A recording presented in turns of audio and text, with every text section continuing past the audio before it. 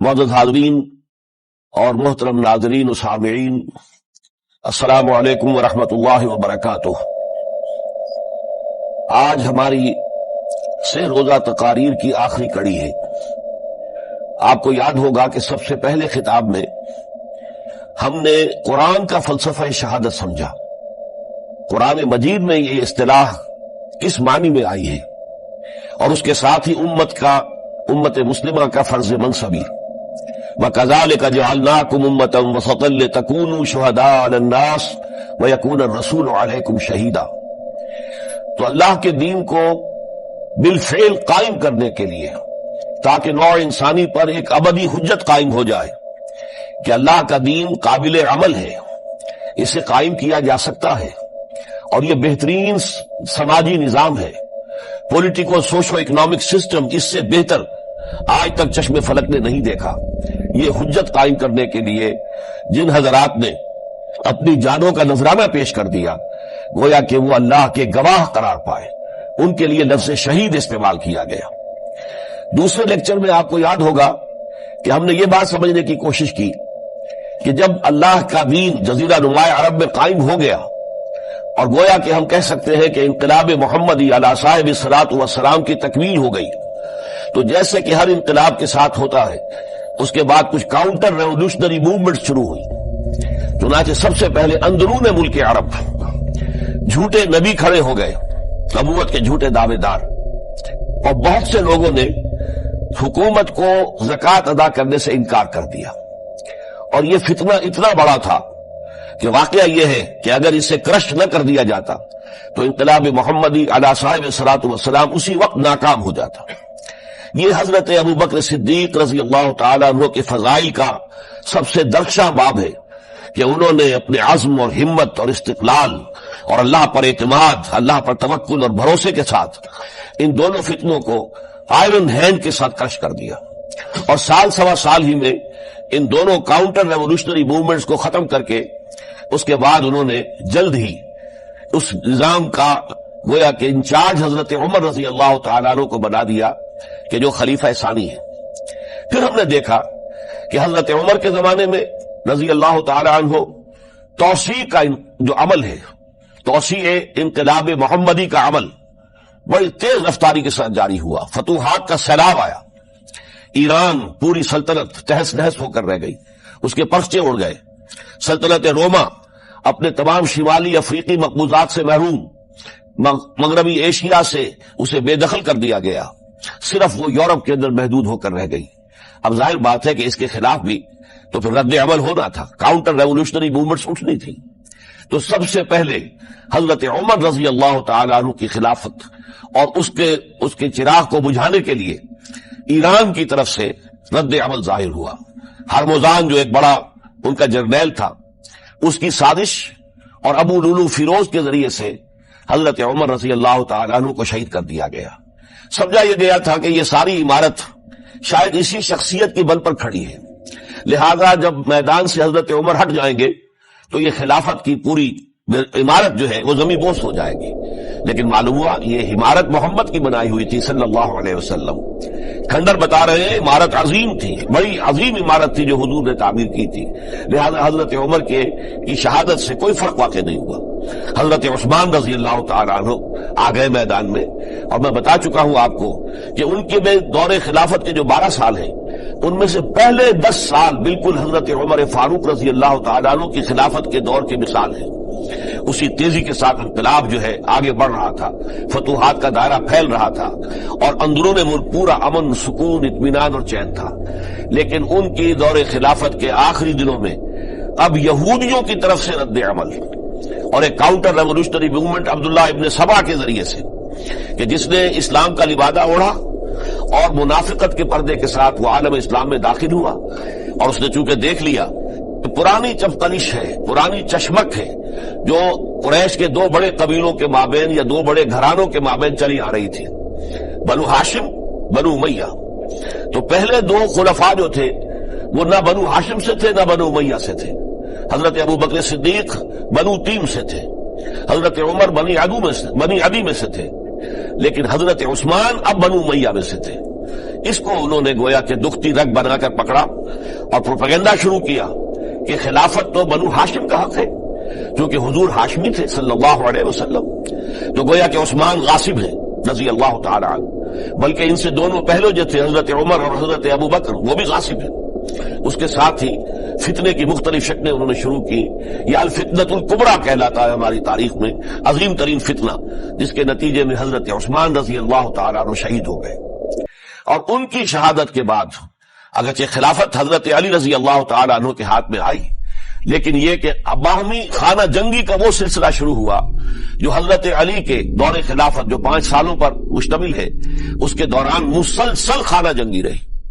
ایک طرف شیعان علی تھے، دوسری طرف شیعان عثمان آ گئے، جو حضرت عثمان رضی اللہ تعالیٰ عنہ کے قتل کے قصاص کے مطالبے کو لے کر سامنے آئے۔ جنگ جمل ہوئی، ایک رات میں 10,000 مسلمان شہید ہوئے۔ جنگ صفین میں 74,000 مسلمان شہید ہوئے۔ جنگ نہروان میں پھر 4,000 مسلمان شہید ہوئے۔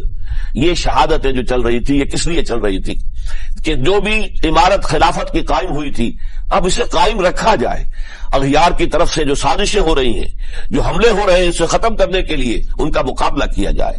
تو یہ اور اس کا یہ دور ختم ہوتا ہے حضرت علی کی شہادت پر رضی اللہ تعالی عنہ۔ اور یہ بات نوٹ کر لیجئے کہ حضرت علی کو شہید کرنے والے وہ خارجی تھے، عبد الرحمن ابن ملجم خارجی طبقے سے تعلق رکھتا تھا، جو پہلے حضرت علی کے لشکر کے شامل تھے، لیکن جب حضرت علی نے رضی اللہ تعالی عنہ تحکیم اور ثالثی کی تجویز قبول کر لی تو وہ ناراض ہو گئے کہ اللہ تعالیٰ ہی ہے حاکم اور حکم، ان الحکم الا للہ، یہ انسانوں کو حکم کیوں بنا لیا گیا؟ اور اس میں اتنی شدت اختیار کی کہ وہ علیحدہ ہو گئے، اس لیے انہیں خوارج کہا گیا۔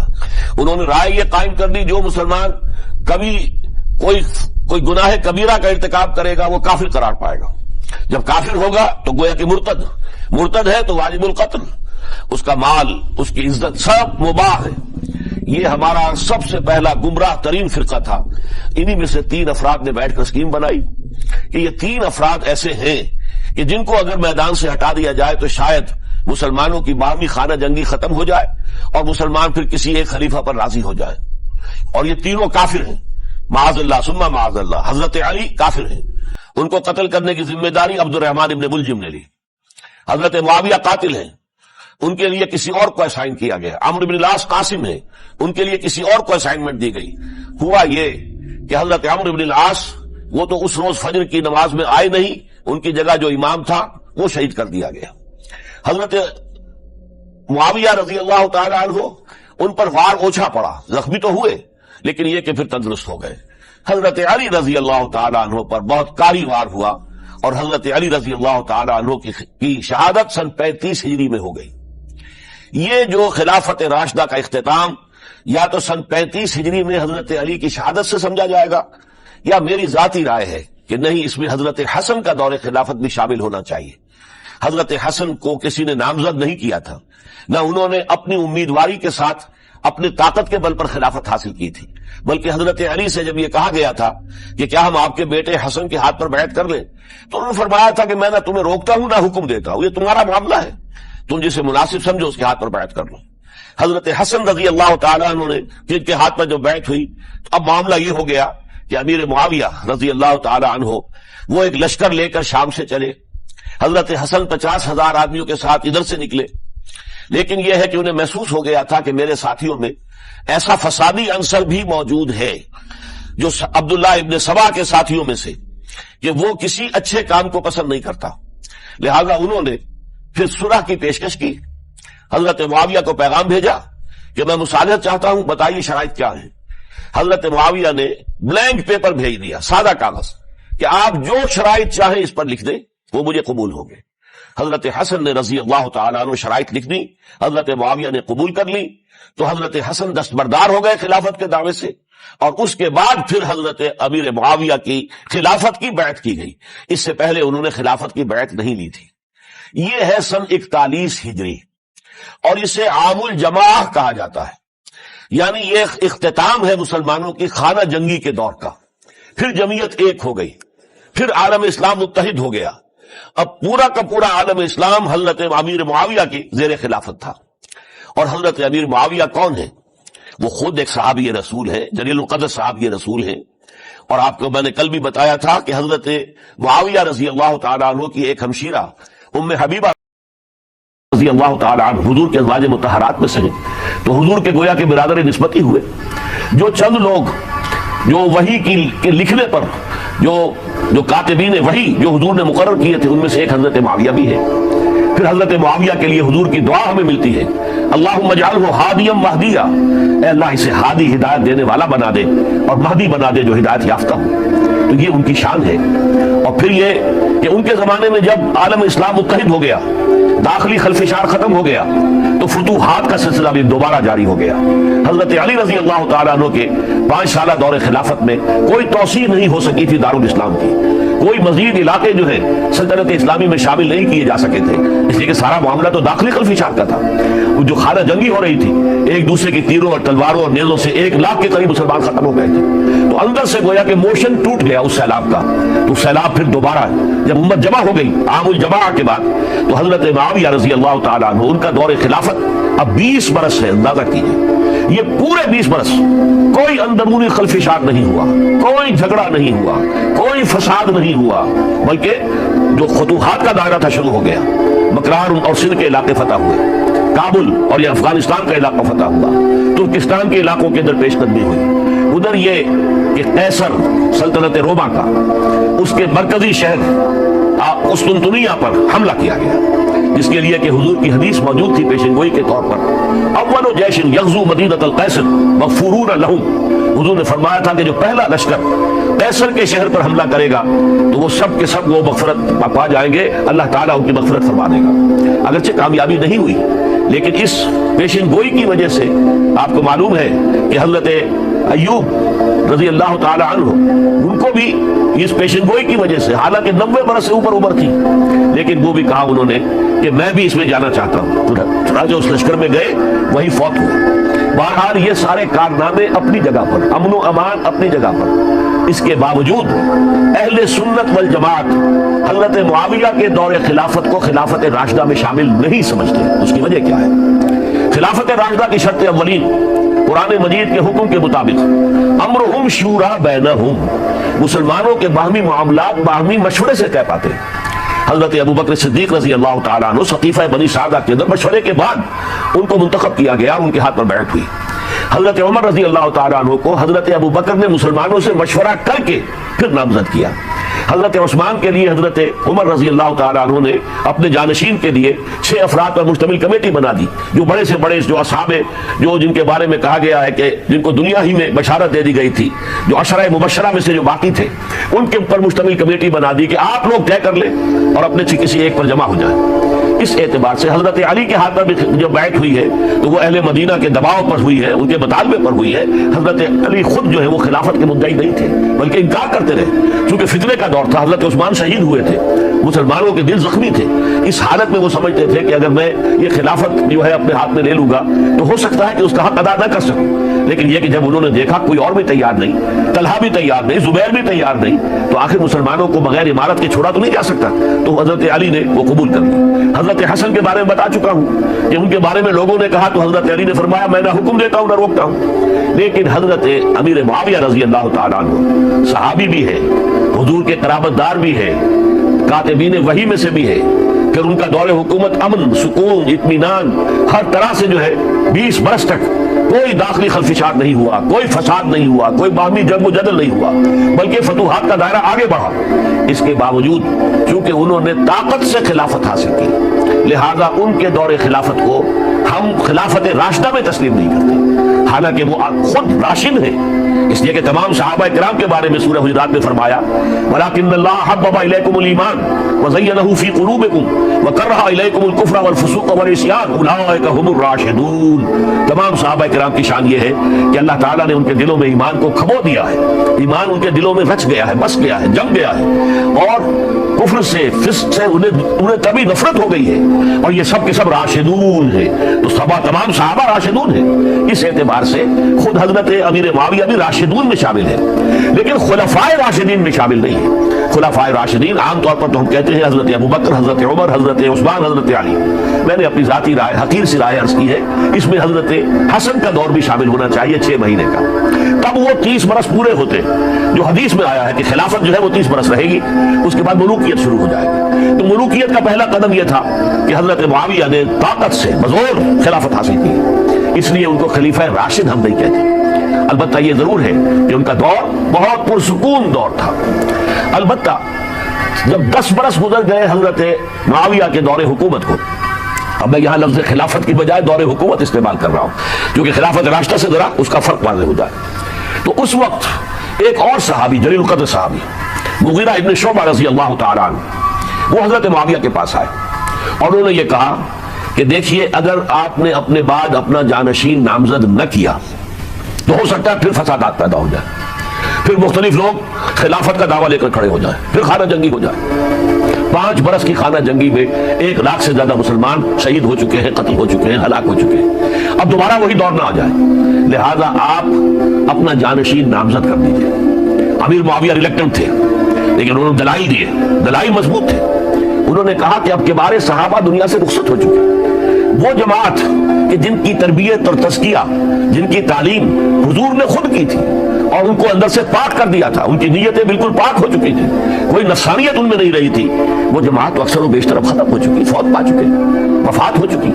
لہذا اب جو ہے اکثر و بیشتر نو مسلم ہیں جو بعد کے فتوحات کے ذریعے سے اسلام لائے ہیں، لہذا ان کے اندر نہ وہ پختگی ہے، نہ ان کے اندر وہ تقویٰ ہے، نہ تدین ہے، نہ اصول پرستی ہے۔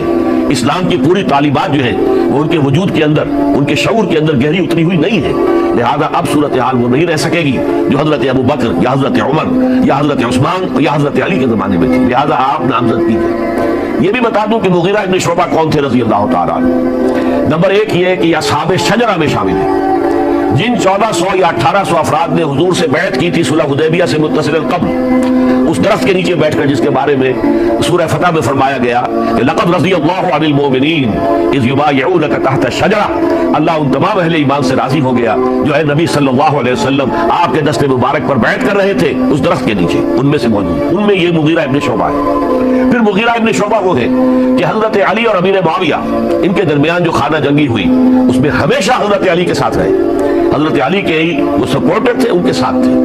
اس پہلو سے اچھی طرح سمجھ لیجئے کہ یہ نہیں ہے کہ وہ در حقیقت کو پہلے سے وہ امیر معاویہ کے ساتھی تھے، نہیں، لیکن اب جو صورتحال کو دیکھ رہے تھے، جہاں دیدہ انسان تھے، بہت بڑے سیاستدان تھے، جانتے تھے حالات کو، حالات کے نظر پر ان کا ہاتھ تھا، لہذا انہوں نے یہ مشورہ دیا اور پھر امیر معاویہ نے اس مشورے کو قبول کر لیا اور یزید کی ولی عہدی کا اعلان کر دیا۔ یہ بالکل مڈل ہے، حضرت امیر معاویہ کے دور خلافت کا درمیان یہ 10 سال جب ہو گئے تھے حضرت امیر معاویہ کی خلافت کو یا حکومت کو، تب یہ معاملہ پیش آیا اور یزید کے ہاتھ پر یہ بیعت ولی عہدی تمام جو بھی مختلف گورنرز تھے ان کے ذریعے سے کہہ دیا گیا اپنے اپنے علاقے کے لوگوں سے بیعت لے لو۔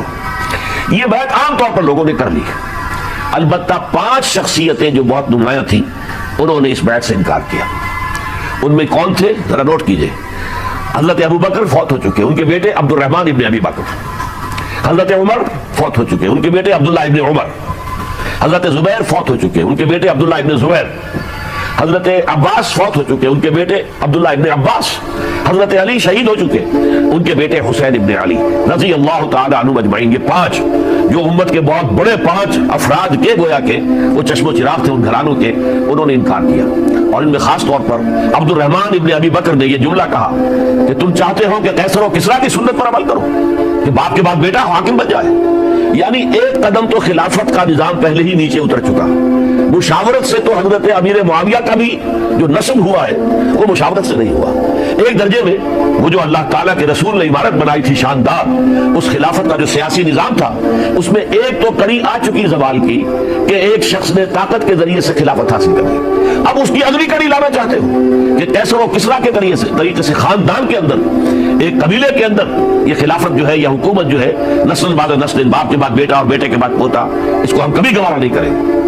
حضرت امیر معاویہ بہت دانشمند انسان تھے، انہوں نے ان 5 حضرات پر کوئی تشدد نہیں کیا، کوئی جبر نہیں کیا، بلکہ رہنے دیا، ٹھیک ہے یہ بیعت نہیں کر رہے، ابھی تو بیعت ولی عہدی ہے، کوئی حرج نہیں، لہذا کوئی جھگڑا، کوئی اس وجہ سے کوئی فساد، اس بنا پر کوئی جنگ نہیں ہوئی۔ 10 سال گزر گئے، یعنی 10 سال تک یزید ولی عہد رہا ہے، 10 سال تک، اور اس سوائے ان 5 بڑی شخصیتوں کے جو پوری امت تھی، عوام الناس تھے، ان سب نے اسے قبول کیا۔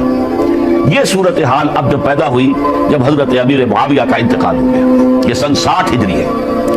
اب سوال پیدا ہوا کہ وہ ولی عہدی کی بیعت اب بیعت خلافت میں منتقل ہو جائے گی، لہٰذا پھر یہ ہوا کہ سب لوگوں سے، سب گورنروں کو لکھ دیا گیا تمام صوبوں کے اندر کہ اپنے اپنے لوگوں سے بیعت لے لو۔ ظاہر بات ہے کہ وہاں کوئی ریفرنڈم نہیں ہوتا تھا، کوئی ووٹ نہیں ہوتے تھے کہ اس کی پرچیاں ڈالی جا رہی ہوں، ایک ایک شخص سے رائے لینا نہیں ہوتی تھی، بلکہ اس وقت کی جمہوریت یہ تھی اور شورائیت یہ تھی کہ ڈفرنٹ کلینز ہیں، ڈفرنٹ فیملیز ہیں، ڈفرنٹ ٹرائبز ہیں، ان کے سردار، ان کے بڑے لوگ، ان کے اہم لوگ بیعت کر لیں تو گویا کہ سب کی بیعت ہو گئی۔ وہ ایک قبائلی نظام تھا اور اس میں یہ نہیں تھا نظام کے ووٹ بنے ہوئے ہوں اور اس کی پرچیاں ڈالی جا رہی ہوں، تو تمام عالم اسلام نے گویا کہ بیعت قبول کر لی اب یزید کی بحیثیت خلیفہ۔ اب وہ جو 5 آدمی تھے ان میں سے ایک فوت ہو چکے تھے، حضرت عبد الرحمن ابن ابی بکر رضی اللہ تعالیٰ عنہما، دونوں فوت ہو گئے، لیکن باقی 4 رہ گئے۔ ان چاروں کو نوٹ کیجئے، یہ بڑا سینسٹیو ایشو ہے جس پر میں اب گفتگو کر رہا ہوں۔ ان چاروں میں کون ہے؟ عبداللہ ابن عباس، عمر میں سب سے بڑے وہ ہیں، اور ان کی شان یہ ہے کہ انہیں حبر الامہ کہا گیا ہے، امت کے سب سے بڑے عالم، اور قرآن مجید کے وہ سب سے پہلے مفسر ہیں۔ اصل جو جتنی بھی تفسیری روایات ہمیں ملتی ہیں حضرت عبداللہ ابن عباس کے شاگردوں سے، تابعین سے، لہذا ان کا بہت اونچا مقام ہے۔ حضرت عبداللہ ابن عمر، ان کا مقام بھی آپ کو معلوم ہے، حدیثوں کی کتنی بڑی تعداد ہے جو عبداللہ ابن عمر سے مروی ہے، اور اس کو سلسلۃ الذہب کی پہلی کڑی کہا جاتا ہے۔ روایت حدیث میں جو سنہری زنجیر ہے اس کا آغاز حضرت عبداللہ ابن عمر ہے۔ ایک طرف یہ دونوں ہو گئے، ان دونوں کی رائے کیا ہوئی؟ اگرچہ کام غلط ہوا ہے، یہ اس طریقے سے قیصر و کسریٰ کی روایت پر عمل کرنا غلط ہے، لیکن یہ اتنی بڑی غلطی نہیں ہے کہ اس کی وجہ سے باہمی جنگ و جدال ہو، خوریزی ہو، ایک دوسرے کی گردنیں کاٹی جائیں اور فتنہ و فساد پیدا کر دیا جائے۔ لہذا انہوں نے یزید کی بیعت کر لی۔ 2 حضرات رہ گئے، یہ نسبتاً نوجوان ہیں، ان دونوں کی پیدائش ہجرت کے بعد ہوئی ہے۔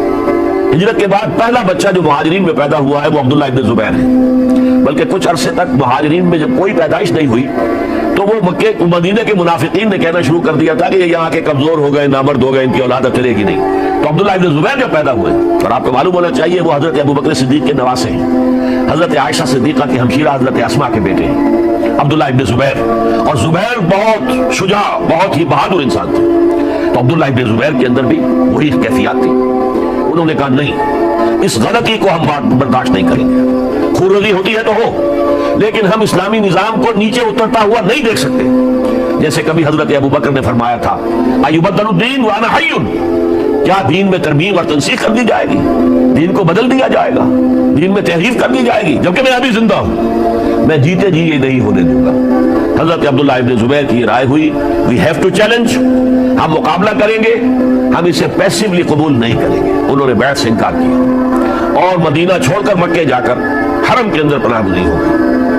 یہی معاملہ حضرت حسین ابن علی رضی اللہ تعالی عنہما کا تھا، وہ بھی نہایت شجاع، نہایت جری، نہایت بہادر۔ انہوں نے بھی کہا کہ یہ غلط قیصر و کسریٰ کی روایت جو شروع ہو رہی ہے اسے ہم نے ریزسٹ کرنا ہے اور اسے ہم آگے نہیں چلنے دیں گے۔ ان پر بھی جب دباؤ ڈالا گیا کہ بیعت کرو تو وہ کچھ وقت مانگ کر کہ دیکھیے میں ایسا شخص نہیں ہوں کہ تنہائی میں علیحدہ کمرے میں بیٹھ کر بیعت کروں، جب عمومی بیعت لوگے تم سب سے تو میں بھی آ جاؤں گا، اس وقت لوگ فیصلہ کریں گے۔ تو بس اس وجہ سے پھر وہ گورنر جو تھا اس وقت مدینے کا، اسے اجازت لے کر آ گئے اور راتوں رات وہاں سے نکل کر وہ بھی مکے پہنچ گئے۔ تو اب یہ 4 جو ہیں 2 گروہوں میں تقسیم ہو گئے، 2+2۔ 2 کی رائے یہ ہوئی کہ بات غلط ہے، لیکن اس کی بنا پر خونریزی، جنگ و جدال، جنگ آپس میں خونریزی کرنا یہ صحیح نہیں ہے، بلکہ مصلحت اس میں ہے کہ اس کو قبول کر لیا جائے۔ پھر اللہ تعالیٰ کو بہتر حالات پیدا کرے گا اس کے ذریعے سے، تعلیم کے ذریعے، تلقین کے ذریعے سے۔ جیسے نبی اکرم صلی اللہ علیہ وسلم نے اتنا عظیم انقلاب برپا کیا تھا، ہم کوشش کریں گے کہ نظام حکومت کی اصلاح ہو جائے، لیکن اس وقت اگر ہم اڑ گئے تو پھر گویا خونریزی اور فساد اور باہمی جنگ ہے وہ شروع ہو جائے گی۔ اور 2 حضرات کی رائے ہوئی کہ نہیں، ہمیں ہر صورت میں رجسٹ کرنا ہے، خونریزی ہوتی ہے تو ہو، ہمیں جانیں لینی پڑتی ہے تو دیں گے، ہم شہادت قبول کریں گے لیکن اس غلطی کو قبول نہیں کر سکتے. تو میں اس کے لیے عرض کر رہا ہوں یہ تیسری شہادتوں کا جو دور شروع ہوا ہے. پہلا شہادتوں کا دور حضور کا دور، دین کو قائم کرنے کی جد و جہد میں جنہوں نے جانیں دی ہے. دوسرا دور اس دین کے خلاف جو کاؤنٹر ریولوشنری موومنٹس آئی ہے ان کو رفع کرنے کے لیے جانے دینا. ہزاروں صحابہ کی جانیں اس میں بھی گئی. مسیلمہ ابن کذاب ہو یا مانعین زکوٰۃ ہو، ان کے خلاف جو جہاد ہوا. پھر ظاہر بات ہے کہ حضرت عثمان رضی اللہ تعالیٰ عنہ کے بعد جو فساد ہوا وہ شہادتیں کیا تھی؟ اس دین کے نظام کو قائم رکھنے کے لیے انٹیکٹ رہے، دشمن اس کے اندر رکھنے ڈالنے میں کامیاب نہ ہو جائے. اب تیسرا دور وہ آ رہا ہے کہ جبکہ داخلی طور پر اس نظام خلافت کے اندر زوال شروع ہو رہا ہے.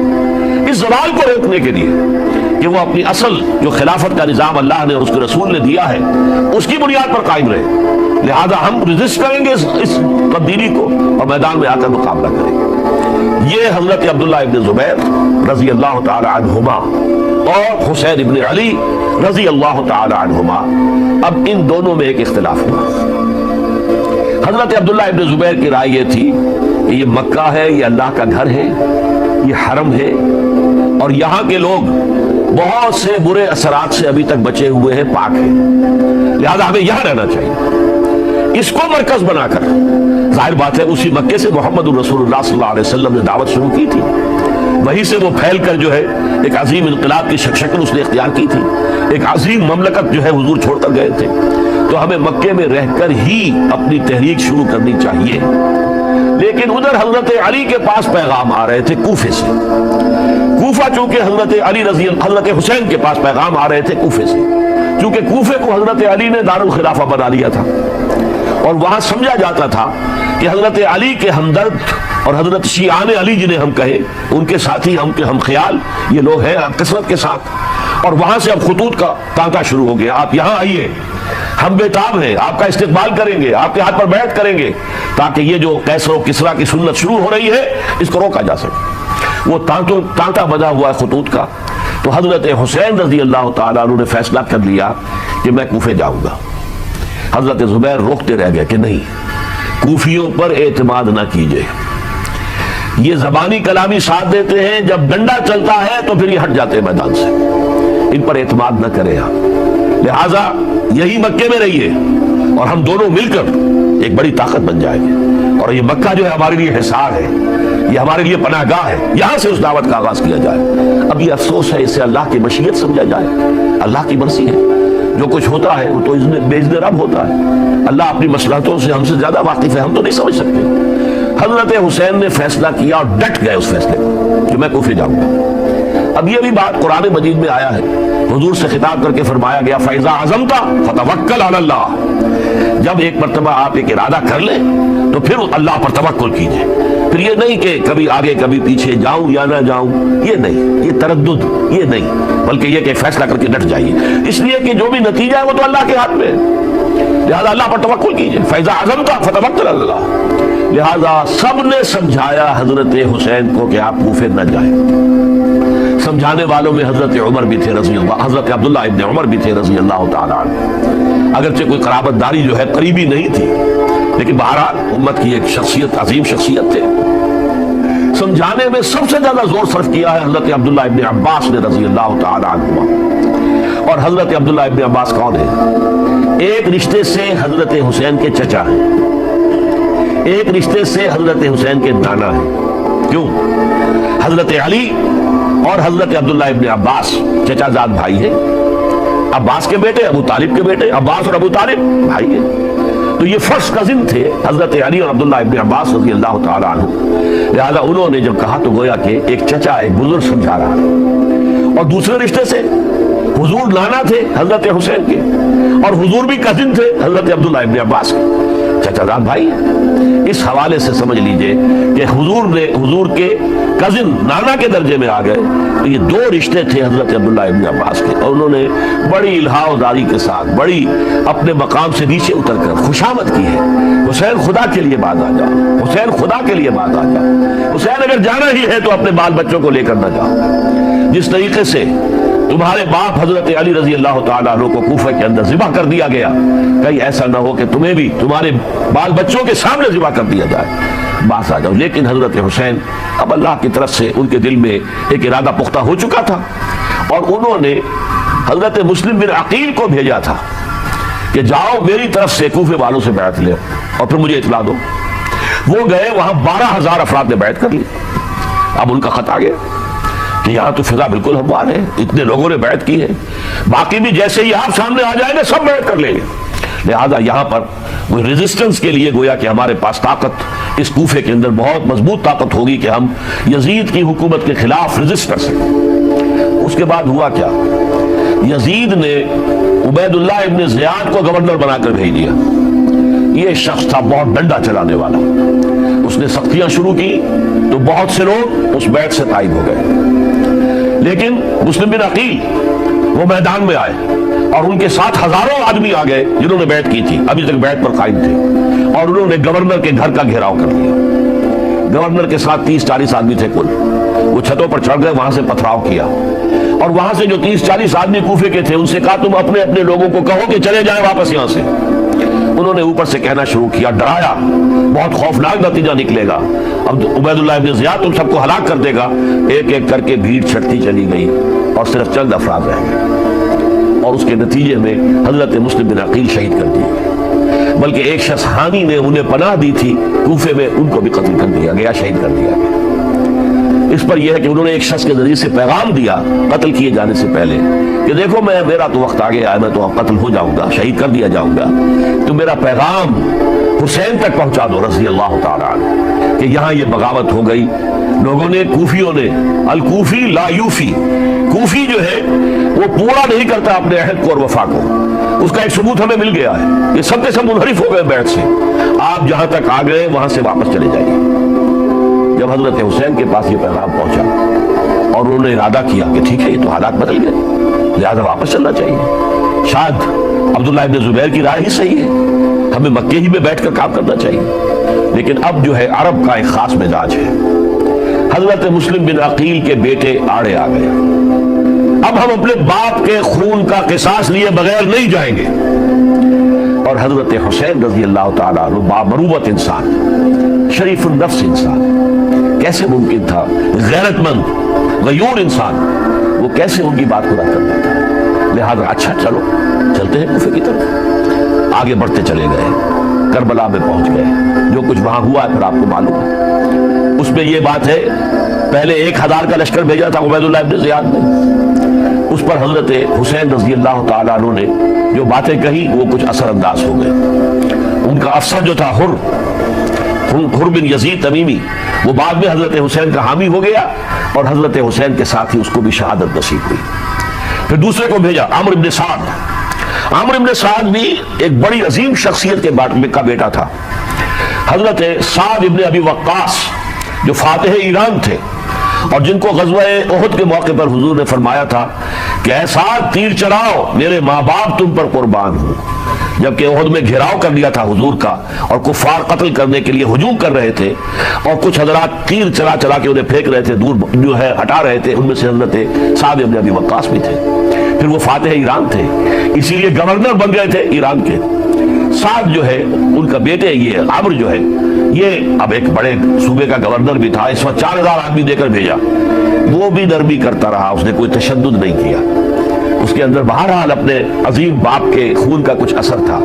لیکن یہ کہ پھر ابن زیاد کو اطلاع مل گئی کہ عمرو ابن سعد جو ہے وہ تو لے تو لال کر رہا، حملہ نہیں کر رہا، قتل نہیں کر رہا، بلکہ یہ کہ وہ تو اس راستہ بھی دینے کے لیے تیار ہے کہ نہ مدینے کی طرف جائیے اور نہ آپ مکے کی طرف جائیے، نہ کوفے کی طرف جائیے، بلکہ آپ چاہے تو دمشق چلے جائیں، یزید سے اپنا معاملہ کر لیں۔ اس پر ابن زیاد نے پھر وہاں سے خط لکھا ہے، میں نے تمہیں اس کام کے لیے بھیجا تھا، میں نے تمہیں حکم دیا تھا حسین سے میری بیعت لو، یعنی میری بیعت کے ذریعے یزید کی بیعت لو اور اسے پکڑ کر لا کر میرے سامنے پیش کرو۔ لہذا پھر اس نے ایک بہت خونخوار شخص کو زیادہ فوج دے کر بھیجا ہے، اور وہ جو ہے اس نے آ کر جو ہے شمر نے پھر اس نے فیصلہ کن معاملہ کیا۔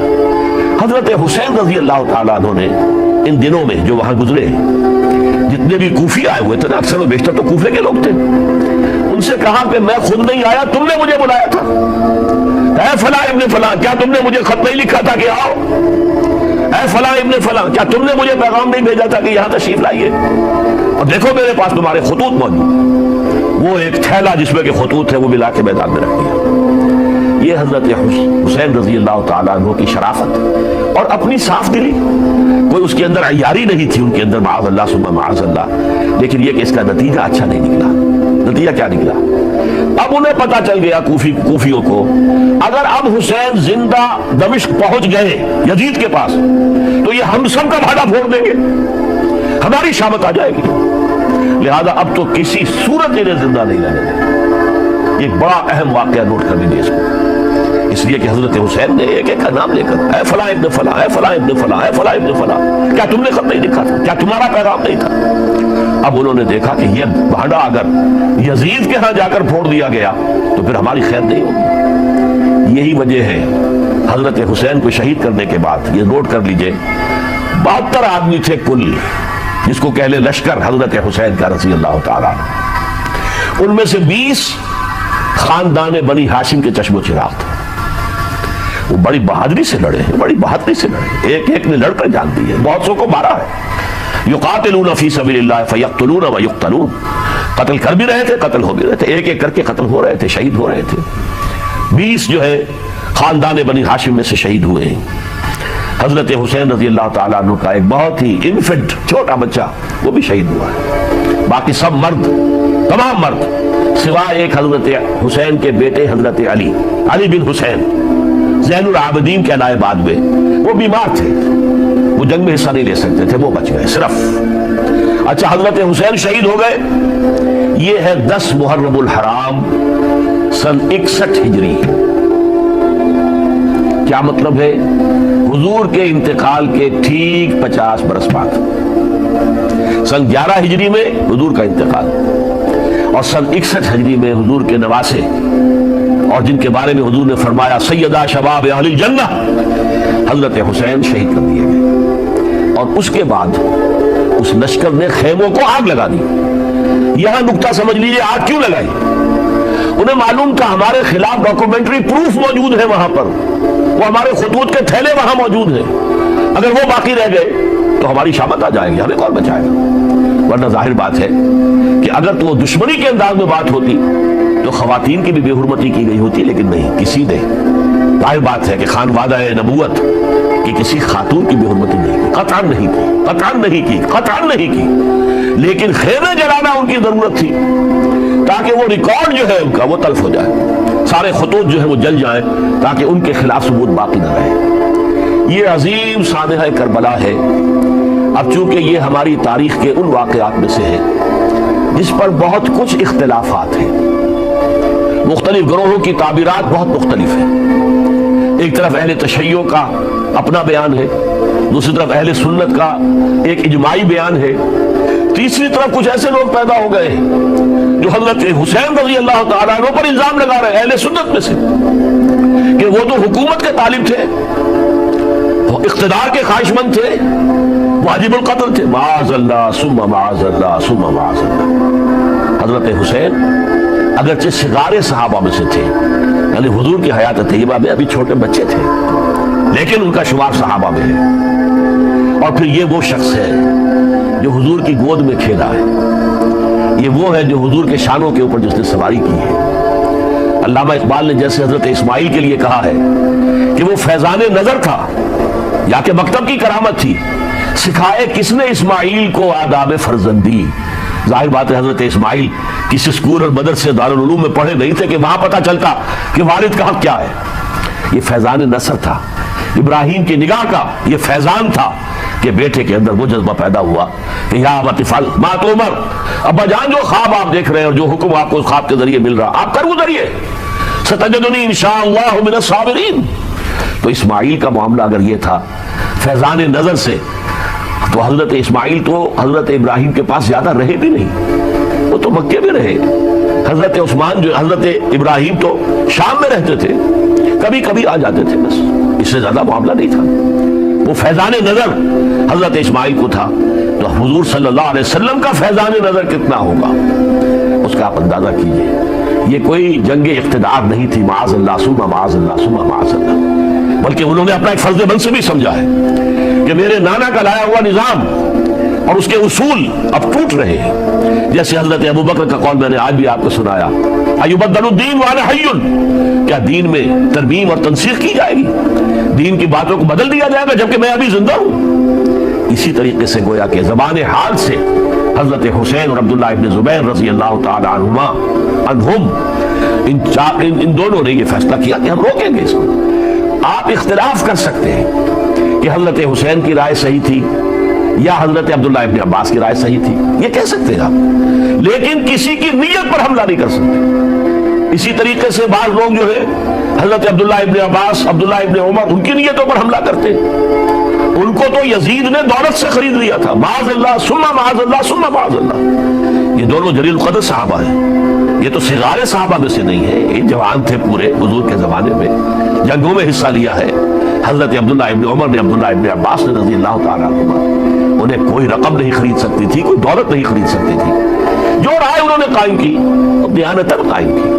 اور ہمارے ہاں اصول یہ ہے کہ جب کوئی نئی صورتحال پیدا ہو جائے اور اجتہاد کی ضرورت پیش آ جائے اور پوری کوشش کر کے مجتہد اجتہاد کر رہا ہے، تو اگر اسے غلطی بھی ہو جائے، مجتہد مخطی خطا کار، اس کو بھی اکیلا ثواب ملتا ہے، اور مجتہد مصیب وہ مجتہد کے جس کی رائے صحیح، جس کا فیصلہ صحیح، اسے دوہرا ثواب ملتا ہے۔ ان کے مابین ایک اختلاف رائے کا ہوا، اجتہاد کا ہوا۔ آیا یہ غلطی اتنی بڑی ہے کہ امت میں تفرقہ پیدا کیا جائے، امن و امان کو برباد کیا جائے، خوریزی کا بازار گرم کیا جائے، یا نہیں؟ دو کی رائے یہ ہوئی، ان کی مخلصانہ رائے تھی، ان کی دیانت دارانہ رائے تھی، ہم ان کی نیت پر حملہ نہیں کر سکتے، آپ اختلاف کرنا چاہیں تو کیجئے۔